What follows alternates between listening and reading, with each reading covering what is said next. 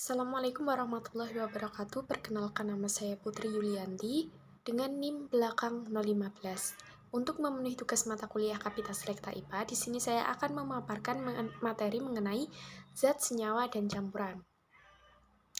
Sebelum kita membahas lebih lanjut mengenai zat, senyawa, maupun campuran, apakah kalian tahu bahwa air putih yang kita butuhkan setiap harinya adalah merupakan contoh senyawa yang tersusun dari beberapa unsur, yaitu hidrogen dan oksigen. Selain air putih mengandung unsur tersebut, air putih juga mengandung unsur seperti natrium dan kalium yang termasuk ke dalam jenis mineral. Nah, mineral ini yang nantinya akan berperan bagi tubuh kita, salah satunya untuk melindungi keseimbangan air serta asam basa dalam darah. Nah, jika air putih tersebut merupakan contoh senyawa, lalu hidrogen, oksigen, natrium, dan kalium adalah termasuk unsur, lalu apa bedanya antara senyawa dan unsur? Nah, kita akan membahas lebih lanjut mengenai hal tersebut.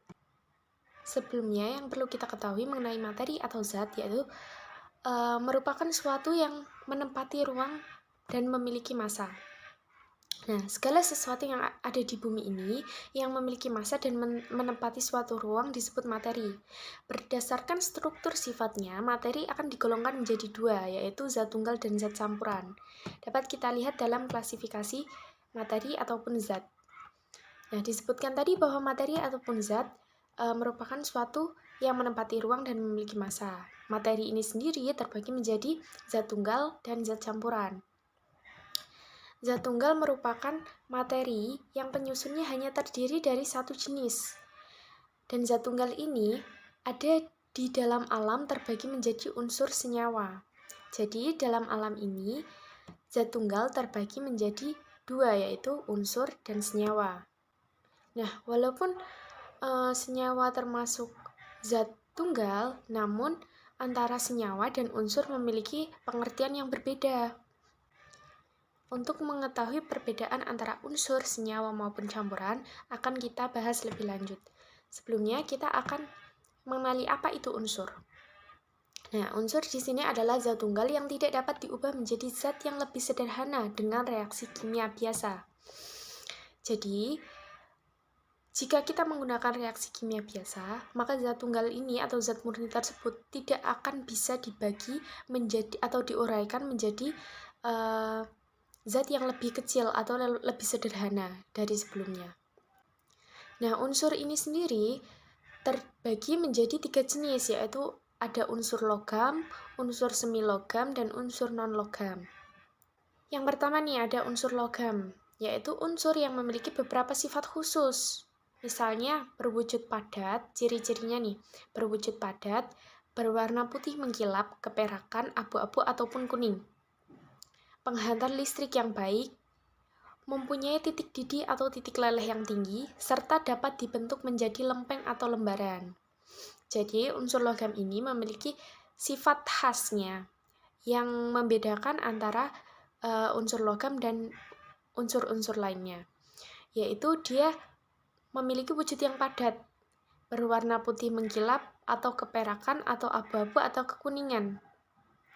Unsur logam ini sendiri merupakan unsur yang dapat menghantarkan listrik dengan baik, mempunyai titik didih atau titik leleh yang tinggi, serta dapat dibentuk menjadi lempengan atau lembaran.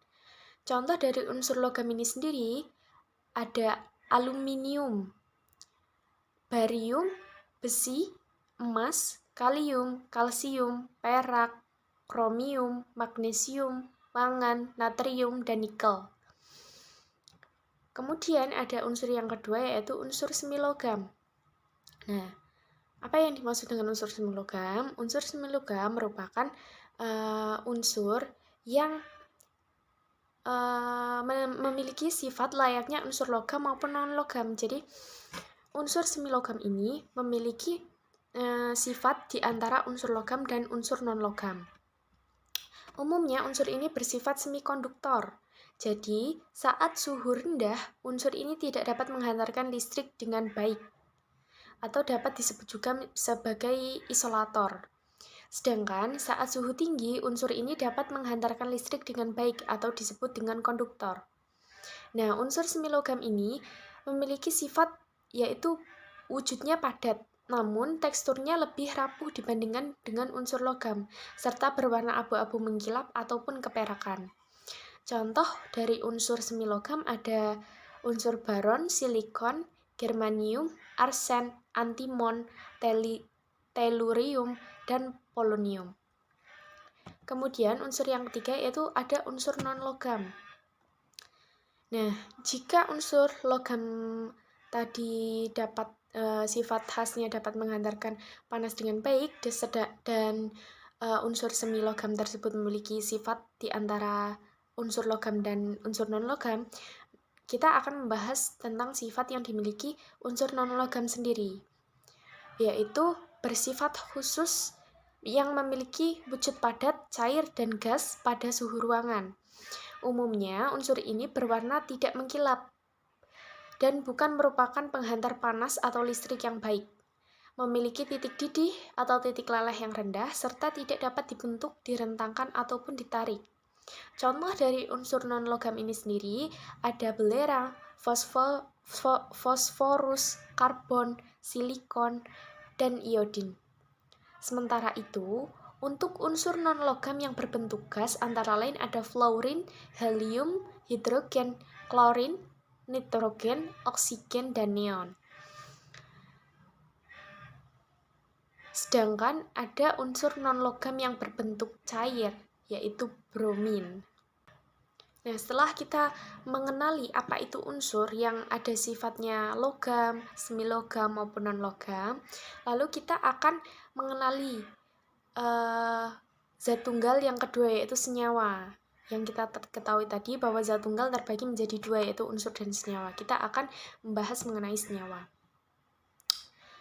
Nah, senyawa di sini merupakan zat yang tersusun atas dua unsur atau lebih yang bergabung secara kimia dan dapat diuraikan menjadi zat yang lebih sederhana atau yang disebut dengan unsur. Senyawa ini sendiri terbentuk melalui proses percampuran antara zat secara kimia, pembakaran, ataupun penguraian, yang disebut dekomposisi, dan secara termal ataupun elektrik. Jadi, gabungan antara dua unsur yang kita tahu tadi, bahwa unsur adalah zat tunggal yang paling kecil, gabungan antara dua unsur tersebut, jika digabungkan menjadi zat yang disebut dengan senyawa. Jadi, senyawa adalah gabungan dari dua unsur atau lebih yang memiliki reaksi kimia. Jadi, senyawa merupakan zat tunggal yang dapat kita uraikan lagi menjadi zat-zat yang lebih kecil ataupun lebih sederhana dari zat sebelumnya melalui reaksi kimia. Contoh dari senyawa yang sering kita jumpai adalah air putih tadi. Kan telah disebutkan di awal tadi bahwa air putih merupakan contoh dari senyawa. Air merupakan gabungan dari unsur hidrogen dan oksigen dengan rumus kimianya yaitu H2O. Tapi air ini tadi dapat kita uraikan melalui reaksi kimia, dapat kita uraikan kembali menjadi unsur hidrogen dan oksigen. Walaupun pada tekanan atmosfer hidrogen dan oksigen sama, berwujud gas, namun saat mereka bersatu dan saling mengikat, wujudnya dapat berubah menjadi cair. Nah, berdasarkan asal pembentukannya, senyawa digolongkan menjadi dua jenis, yaitu senyawa organik dan anorganik. Senyawa organik berasal dari makhluk hidup atau dari proses fotosintesis. Senyawa ini terdiri dari unsur karbon sebagai rangkaian utamanya. Sifat dari senyawa organik tidak mudah larut dalam air, namun akan larut jika dicampurkan dengan pelarut yang sifatnya organik juga. Selain itu, akibat dari unsur pembentukannya yang berupa karbon, senyawa organik cenderung akan mudah terbakar. Contoh dari senyawa organik ini antara lain gula, yang memiliki rumus kimia C12H22O11, dan alkohol yang rumus kimianya C2H5OH. Sedangkan senyawa anorganik yaitu senyawa yang berasal dari sumber daya mineral yang terdapat di dalam bumi. Senyawa ini memiliki titik didih dan titik leleh yang relatif tinggi dibandingkan dengan senyawa organik. Senyawa anorganik memiliki sifat yang mudah larut dalam air dan cenderung tidak mudah terbakar. Contoh dari senyawa anorganik yaitu air H2O, garam NaCl, dan karbon dioksida yaitu CO2. Serta masih banyak lagi senyawa anorganik yang dapat kita jumpai.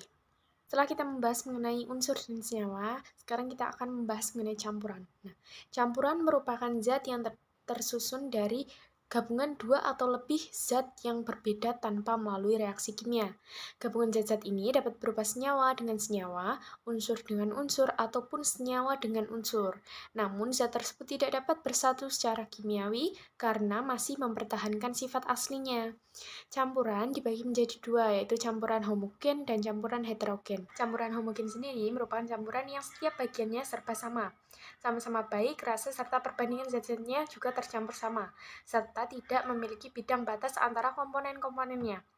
Campuran homogen ini terjadi apabila seluruh materi penyusun campurannya itu tidak dapat dibedakan lagi antara satu dengan yang lainnya. Namun, sifat dari masing-masing materi penyusunnya masih dapat terlihat. Contoh dari campuran homogen ini yaitu air dengan susu bubuk coklat.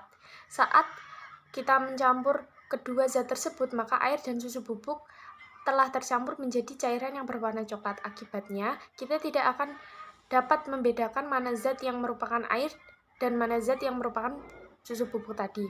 Namun, sifat dari masing-masing zat tersebut masih tetap terlihat, yaitu sifat cair dari air dan sifat manis dari susu bubuk yang berwarna coklat tadi. Kedua adalah campuran heterogen.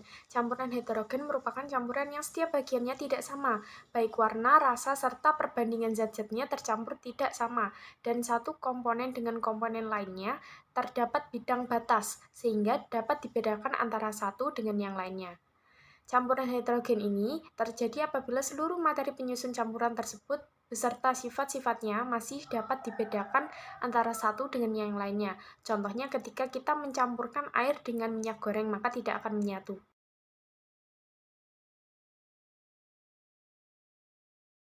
Kurang lebihnya saya mohon maaf.